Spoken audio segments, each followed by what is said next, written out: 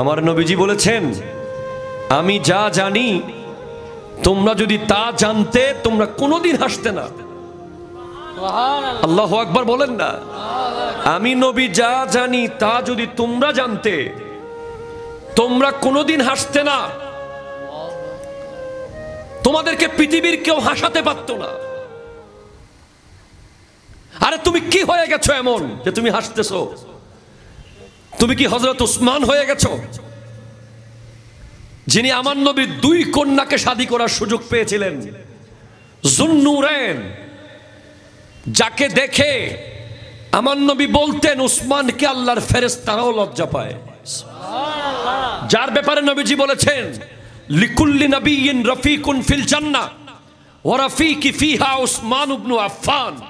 প্রত্যেক নবীর জান্নাতে একজন বন্ধু থাকবে, আমি নবীর বন্ধু হবে জান্নাতে হযরতে উসমান।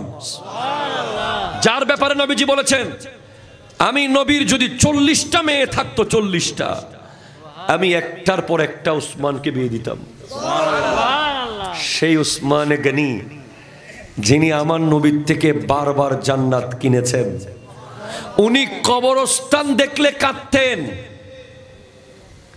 তুমি হাসতেছো?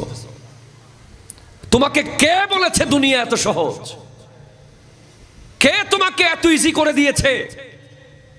তোমাকে কোন ব্যক্তি এসে বলেছে যে কবর তোমার জন্য জান্নাত হয়ে বসে আছে? তুমি কি জানো কবরের ব্যাপার স্যাপার? তুমি জানো না, জানো না তুমি? হযরত উসমান জানতেন।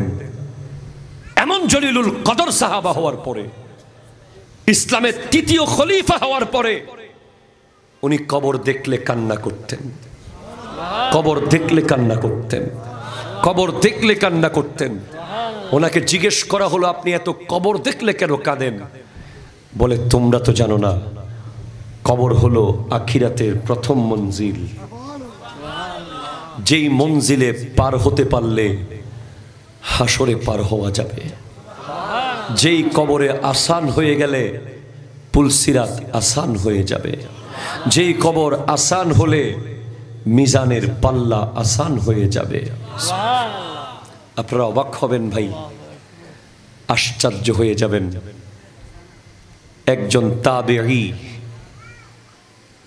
যিনি কোনো গুনাহ হলে, কি হলে, যখন কি হলে, গুনাহ হলে উনি কি করতেন জানেন? ওনার ঘরের ভিতরে বেডরুমে উনি একটা কবর করেছেন। আপনারা ঘরের বেডরুমে গিয়ে যদি এখন কবর করেন, বিবি আপনাকে ঘরে থাকতে দেবে? সন্তানেরা মানবে?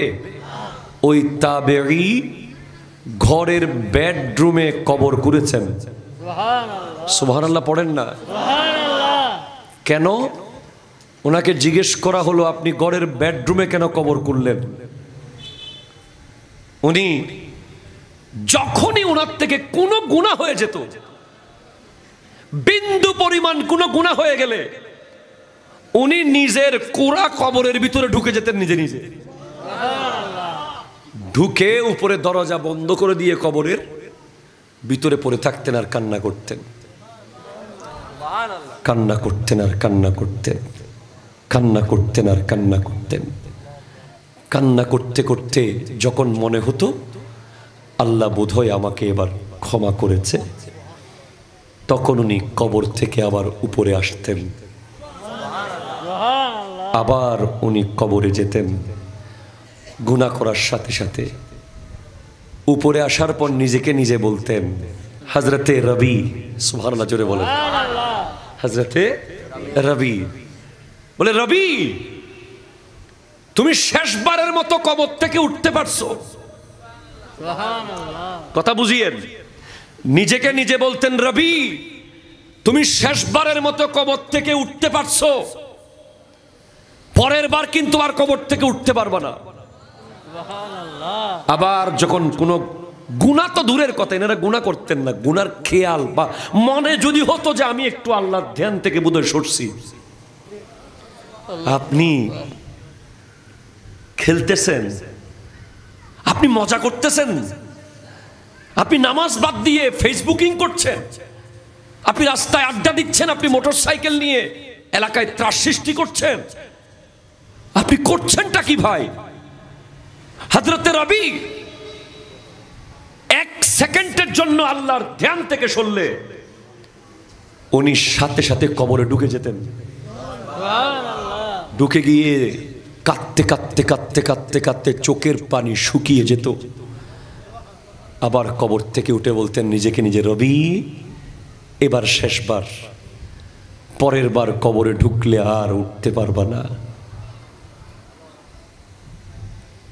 উনি বলতেন। তো রবিকে জিজ্ঞেস করা হলো, আপনি এমন কিভাবে হলেন? বলে, আমাকে আগুনের ভাট্টি পরিবর্তন করে দিয়েছে। লোহার ভাট্টি আছে না, কামারের ভাট্টি। বলে কিভাবে?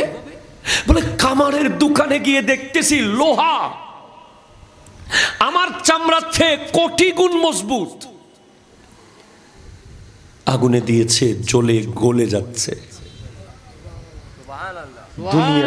দুনিয়ার আগুন যদি লোহাকে এভাবে গলিয়ে ফেলতে পারে, জাহান্নামের আগুন তো দুনিয়ার আগুনের চেয়ে হাজার হাজার কোটি কোটি গুণ ভয়ঙ্কর।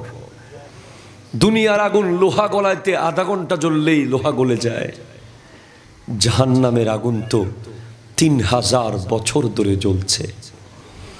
1000 বছর জ্বলতে জ্বলতে লাল হয়েছে, 1000 বছর জ্বলতে জ্বলতে সাদা হয়েছে, 1000 বছর জ্বলতে জ্বলতে কালো হয়েছে, এখন কালো অবস্থায় আছে।